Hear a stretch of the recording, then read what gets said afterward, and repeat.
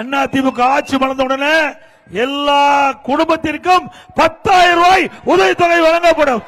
அதிமுக ஆட்சி மலர்ந்த உடனே எல்லா குடும்ப அட்டையில் இருக்கின்ற குடும்ப தலைவியினுடைய வங்கி கணக்கில் மாதந்தோறும் 2,000 ரூபாய் வழங்கப்படும். அதோட இன்றைக்கு ஏழை குடும்பத்தில் இருக்கின்றவர்கள் கிராமத்தில் தான் சரி நகரத்தில் தான் சரி அவருக்கு அற்புதமான காங்கிரீட் வீடு கட்டி கொடுக்கப்படும். அதோட பட்டியலின மக்கள் ஆதிராட மக்கள் அறுதியின மக்கள் வீடு இல்லாம இருக்கின்றவர்களுக்கு காங்கிரீட் வீடு கட்டி கொடுக்கப்படும்.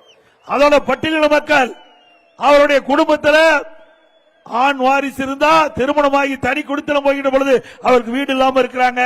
அப்படிப்பட்டவர்கள் கண்டறிந்து அவர்களுக்கு அரசாங்கமே நிலத்தை வாங்கி அற்புதமான காங்கிரீட் வீடு கட்டி கொடுக்கப்படும். ஒவ்வொரு தைப்பொங்கல் பொங்கல் பரிசு கொடுத்தோம். இனி தைப்பொங்கல் பரிசாக பொங்கல் தொகுப்போடு 1000 ரூபாய் பொங்கல் பரிசு கொடுக்கப்படும். ஒவ்வொரு குடும்பத்திற்கும் 3 கேஸ் சிலிண்டர் வருடத்திற்கு மானியமாக கொடுக்கப்படும். இப்போ பெண்கள் தான் நகர பேருந்துல கட்டணம் இல்லாமல் பயணம் செய்யறாங்க.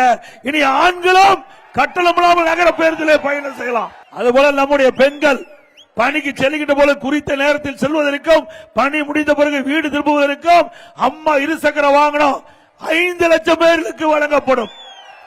ஒவ்வொரு அம்மா இருசக்கர வாகனம் வாங்குறதுக்கு 25,000 ரூபாய் மானியம் வழங்கப்படும். அதே போல இன்றைய தினம் எப்பொழுது பார்த்தாலும் ஸ்டாலின் பேசுறார். இன்றைக்கு குடும்ப தலைவிக்கு மாதந்தோறும் 1000 ரூபாய் உரிமை தொகை வழங்கப்பட்டதாக சொல்லிட்டு இருக்கார். இந்த உரிமை தொகை அண்ணா திமுக தொடர்ந்து கொடுத்த அழுத்தத்தால் திமுக அரசாங்கம் கொடுத்தது.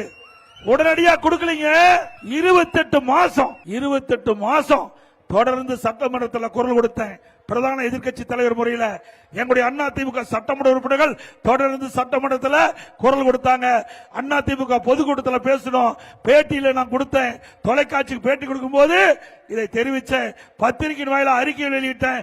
வேற வழி இல்லாம திரு ஸ்டாலின் 28 மாசம் கழிச்சு தான் இந்த குடும்ப தலைவிக்கு மாதந்தோறும் 1000 ரூபாய் இந்த அரசாங்கம் கொடுத்தது.